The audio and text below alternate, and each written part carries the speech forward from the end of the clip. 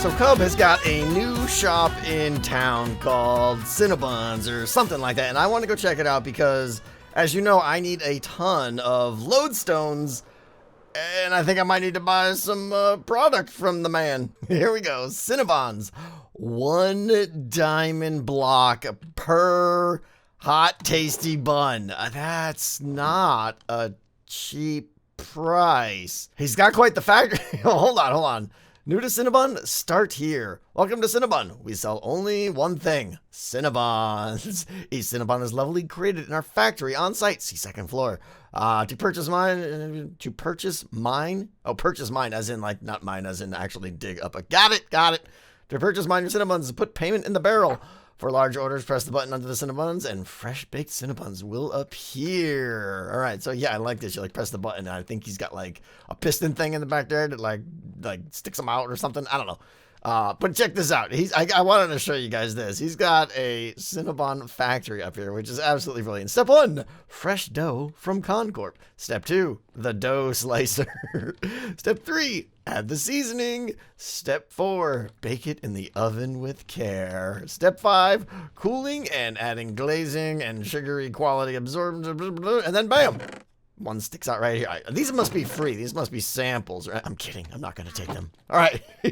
But here's the deal, right? I'm guessing I need about 30 lodestones to really run the game successfully. So, but that's a lot. That's 30 blocks of diamond. I mean, too expensive. So I think what I'll do, let's face it, I'm going to buy them anyway, so we can. But what I'm going to do now is see, from here going forward, any profit I get from my shops, any profit I get from my shops will go toward Cinnabons to pay for the game. All right, that's the new pact I'm making. And nothing there. How's it going, Mr. Poppy Pants? Are we rich upstairs? Hey, all right. There's 1 Cinnabon right there. Last but not least, color complete. Brown dye. All right, that's another 12. Split that with impulse. You know, we really should put something here where like all payments go in a chest or something, because checking if someone bought stuff at color complete is quite painful. But hey, 26 diamonds color complete, so 12 are mine, and then 13 are impulse, and 13 more mine, so 25. Carry the 3? Almost three Cinnabons. Those hot, tasty, exorbitantly priced Cinnabons. All right, I guess I just do this. 1, 2 Cinnabons. Now I want to press the button. I'm very excited about this part. Yeah, all right. Cinnabons restocked. Oh, I love flying down there. That's fun. But you know what would be more fun is if there were walls and an entrance right here. Oh, by the way, look, I finished the ceiling. It's super fancy. I actually decided to go with red nether brick on the ceiling. I'm very pleased with that choice. It's kind of, a little more red. It fits the theme and stuff like that. Add a little arched rafters. Is that the word? Beams, supports or something. But what I really like are these like floating, hi friend up there. He's not happy with me. Are these floating soul braziers up there? I think look really good as like a lighting option. They're arguably, well, that's not a phase. There is too much soul flame in the area now, but I mean, I don't know. I really like the soul flames there. I had to add the lanterns up there because it was super dark up in the corner, but I think it's worth it to light up that area a little bit more. But I'm basically done with this room, loving it, except this. So I want to get this built and get some stairway action going up here to the top.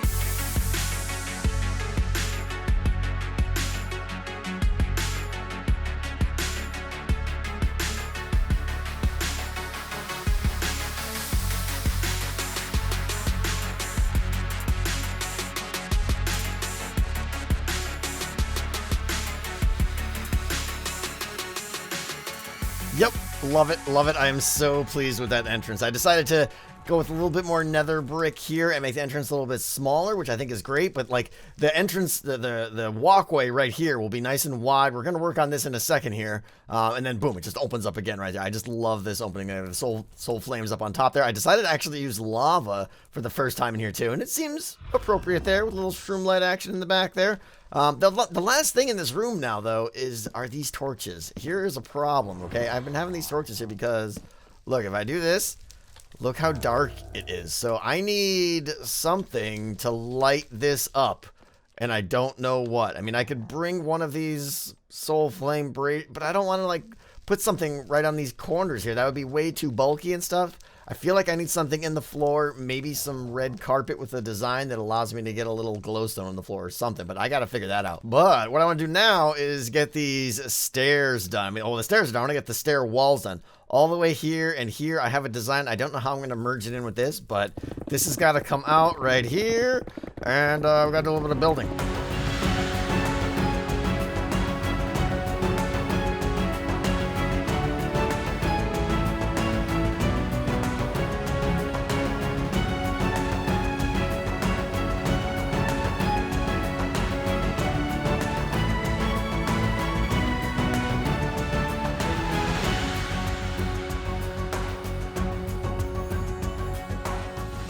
The entryway is complete. Oh, I love it. The crying obsidian up there just dripping away. It looks so good. This angle is very kind of illusional, or it's like is this a staircase going up or a staircase going down? Very weird to see that kind of aspect, but I love this. I'm so happy with this whole room now. Everything about this room I just absolutely love. The stairs came out really good, I think. It's, a little bit of detail here and there. The crying obsidian is a bit over the top, but I think it adds a little touch. I think it's nice. I think it's nice. But there's one thing we're missing here, right? One thing we're missing, and besides having a UI, one thing we're missing in each one of these things, I'm missing something. And to get the thing we need, we are going to head over to Impulse's Wither Skeleton Farm. This thing is amazing, and I don't think anyone's in the end right now. So the rates on this thing, he hasn't had a door to this thing yet. Impulse, put a door on your farm. Well, this will be fun. Let's test this thing out. I think I need roughly, we'll just say 30. 30 Wither skeleton skulls.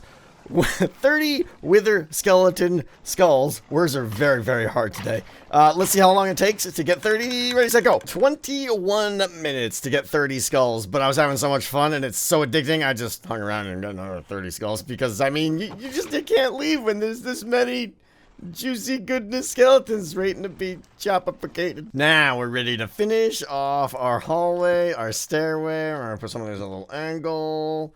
Maybe another one that way. This guy will be straight. And we're going to go up on the stairs, too, in front of all these flames. And I love this because the bright background looks so good. Hey, so last episode, I did something that was a little confusing. I kind of got things backwards here, and I need to correct it and apologize for it. I was talking about having, like, tier or uncommon trade-ins or common trade-ins and uncommon trade-ins. Those are terms that are reserved for artifacts, not cards. These are card trade-ins, so we're just going to go tier 1 card trade-in, tier 2 card trade-in. So if you trade in at 3 tier 1s, you get a tier 2 card. And trade in 3 tier 2s, you get a tier 3 card. Hope that clears up any confusion. All right, so you might be asking yourself, I wonder what we're going to be working on today. How about we build the entire Nether Quadrant of Decked Out?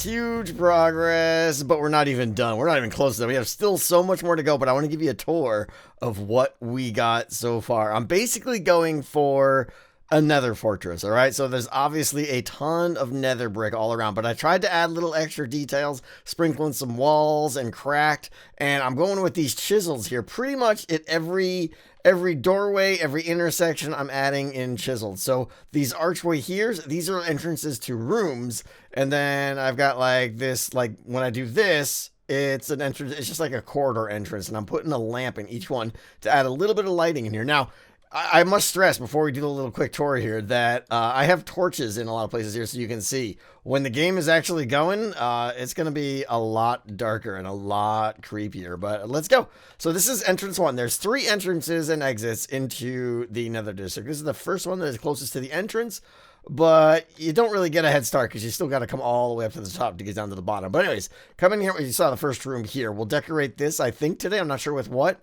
And then we got this first kind of main room here. Nothing in here yet, but I wanted to point out now, anywhere you see red nether brick, this is, it's one to let me know, and 2 to let the players know, the hermits know, that this is a block that can be lifted up automatically based on your current clank levels. So you're going to see them everywhere in here, and basically those, if you have max clank, every one of those isn't going to be there, and it's going to be see-through to the wall behind it, okay? And once those are all popped up, you're basically going to be able to like see through the entire nether district. And if there's a ravager anywhere in here, he's going to come aggro you. This right here is the other entrance. I would say this is probably the main entrance. It's coming right off the center hub area of the dungeon. Right down there is the last entrance we went into. So you come in here and it's right down there. You can see it. So over here now, again, a lot more. This whole row here, you can see this is all going to be exposed.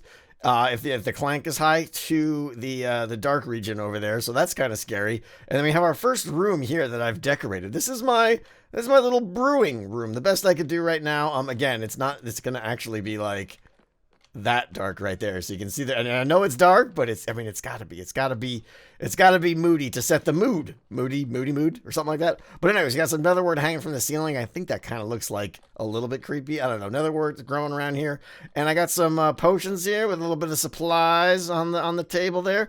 And the potions, I know there's potions here. I don't think anyone's going to take them, but if they do, they can have a water breathing potion. Congrats. Continuing on, there's another room here. I think there's going to be a trap here. I'm not sure. This is the third entrance, and it's only from the Blackstone area over here. Okay, you can come in this side. This room here is going to be like a split room that's like half dungeony Blackstone and then half Netherkeep. Hi, Bat.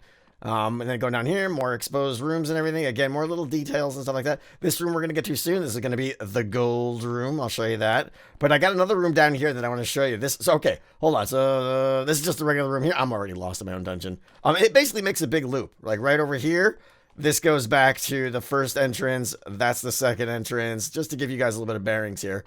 And then over here, that goes up to the third entrance over there. But there's 2 main long tunnels. This one and this one, and these are going to go down into what are going to be the biggest areas of the nether area. We're going to change from a nether fortress, and down here is going to be like a massive warped forest, and over there is going to be a massive crimson forest, all decked out. I'm not sure yet if I'm going to connect them in the middle or not, though. But this room here, we've got a room here I want to show you. It is the Rose Garden. It sounds welcoming, right? Yeah. Not so much, all right? It's not a happy kind of rose. Yeah, we have wither roses all in here, okay? And what this actually is it's making a maze. There's actually a maze to get through these wither roses here, and it's actually not easy. You got to really go slow to not get the wither effect. Out, see? But if you make it all the way through, there's a little secret room up here. This is a dead-end room, but it's going to be interesting because I'm going to have, I think, at least 2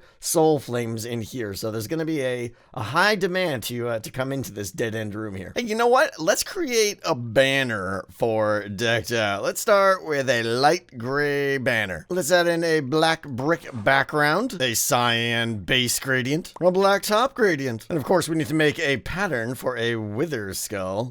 Place it into the banner with a light gray color. And finally, we add a base blue flame and a base cyan flame. There it is. This submission was sent to me from Twitter, and I love it. It's got the bricks in the background subtly for the dungeon theme. It's got the soul flames rising up from the bottom, and of course you gotta have the skull for what's gonna happen to you inside decked out. Hodoink and hodoink. So we're not done with the Nether Quadrant yet, but I think it's time to add some traps. I've got 2 traps in mind. I want to add one at kind of each entrance. One's going to be right here at the main entrance. You're going to have to get past this one to gain access, and the other one is going to be in this hallway right here, which is right off the other entrance. This one will be a little bit more lethal. This one will be basically just designed to slow you down. But the interesting thing is now, I need to make all of my traps kind of Ravager proof, right? That's the big thing, because obviously the Ravager is going to be walking around here. So I have 2 traps designed that is going to be, slow down the player, but the Ravagers aren't even going to care about it. Oh, look at this. Look at this. Mr. Wile E. Coyote now has actual road underneath him. So Cleo came by and fixed this up. You can see how it's kind of wiggling a little bit there.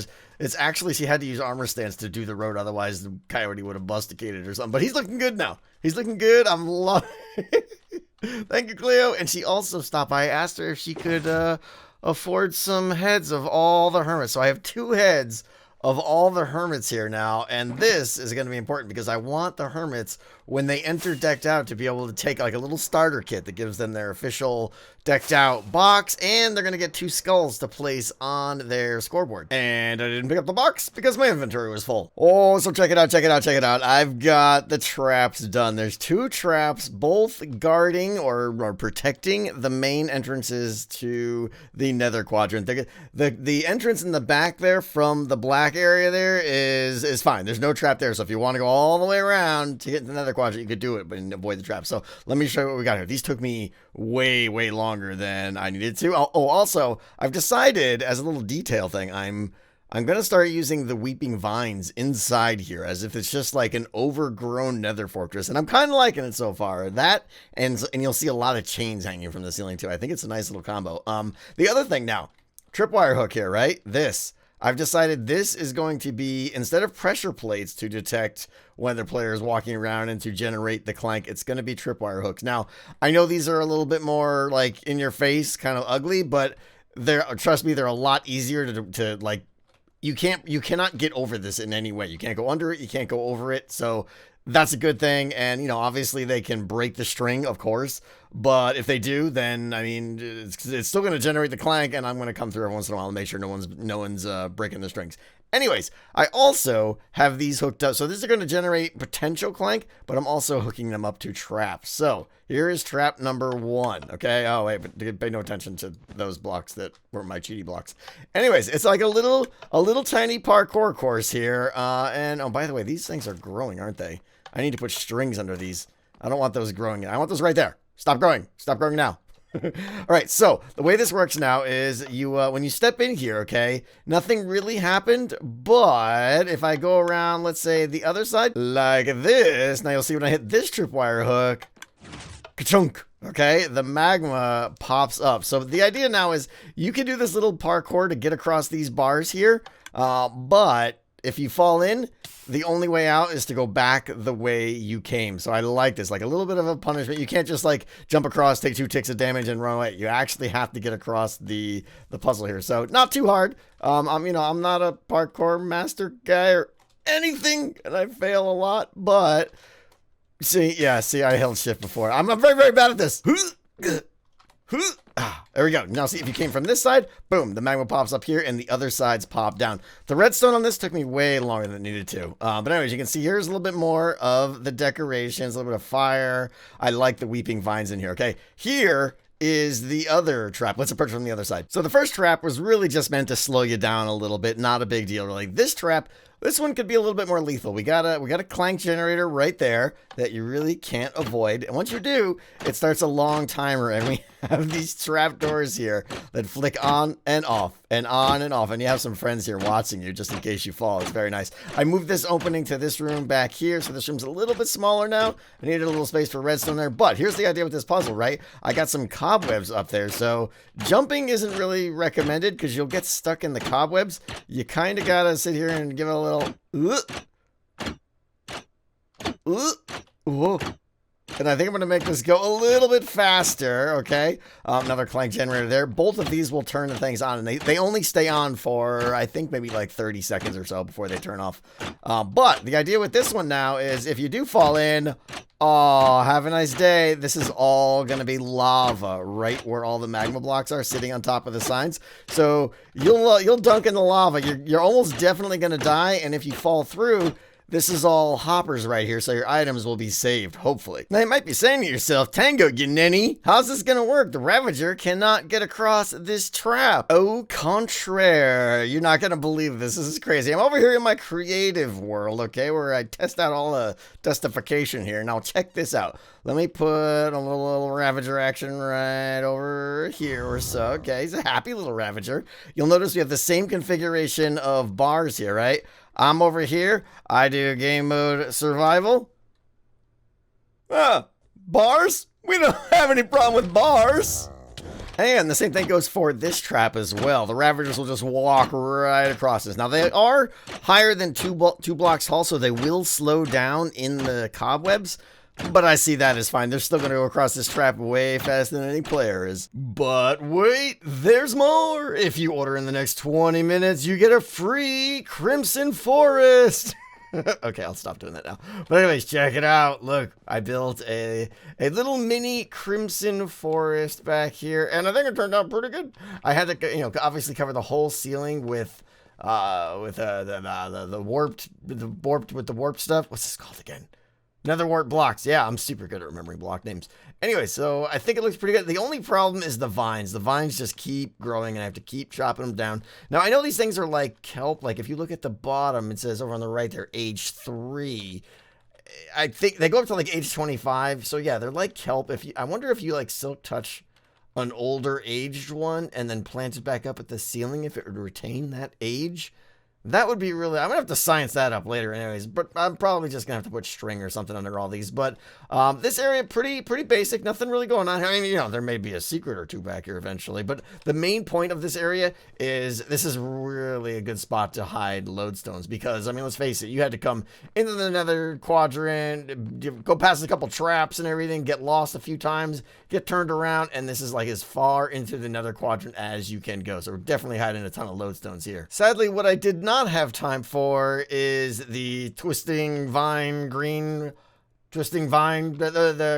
warp forest. I knew it. I got it. Warp forest is gonna go right here. But listen, you can just imagine it and all of its majesty that's just springing forth with vine and warpedness and everything. It looks great, doesn't it? But unfortunately, that is going to have to wait until next episode or a stream or something really soon, because I think I've already put about 25 hours into this episode, and it's late, and I want to get this out tomorrow to you guys. So that is going to do it for today. We made a ton of progress here today. This room is just looking absolutely amazing. I'm so pleased with it, the staircase and everything.